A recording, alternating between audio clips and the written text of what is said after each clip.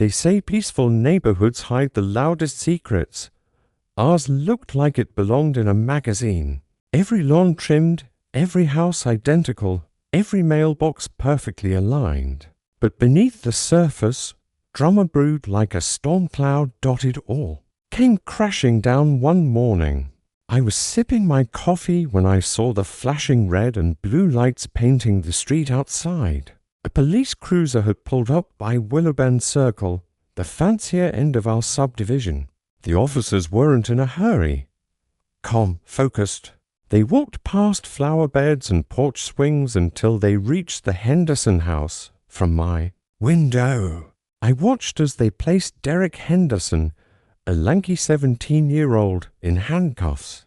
He fought it at first, jerking back, but it was no use. Eventually, he gave in. His mother, Karen, came storming out the door, shrieking like a siren. "You can't arrest him," she screamed.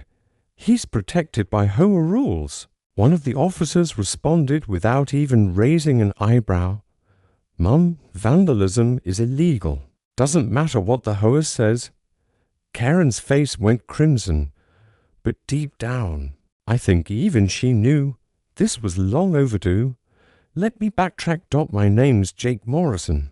I moved into this neighborhood 3 months ago hoping for peace and quiet. I worked from home as a software engineer.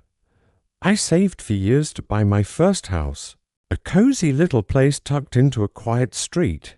But what I didn't know was that the local HOA was ruled with an iron fist by Karen Henderson, a woman who treated her presidency like royalty. She enforced every rule except on herself and her son. From the day I moved in, Karen was on my case. First, it was the angle I parked my car, then my trash bins. Then she criticized my flower choices. Meanwhile, her son's truck sat half on the lawn, caked in mud.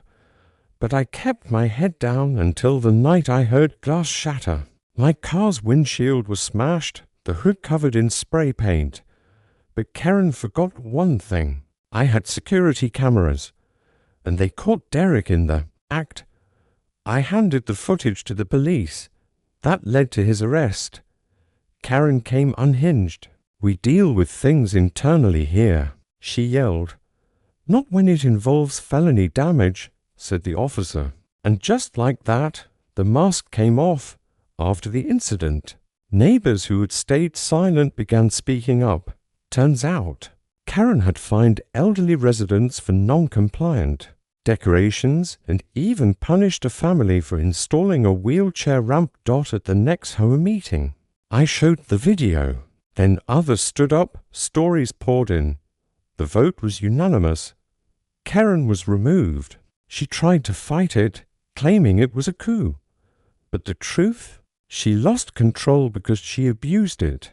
Derek was sentenced to probation, community service, and ordered to pay damages, the total, over $3,000 to me alone. But the neighborhood tally was closer to $27,000. Karen had to sell her house to cover the costs. At the final meeting she attended, someone nominated me to take her place as HOA president. When my name was called, Karen stood up. "This was your plan all along," she snapped.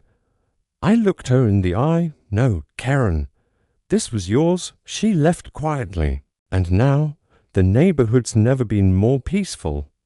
Funny how sometimes justice isn't loud. It's quiet, and it lasts.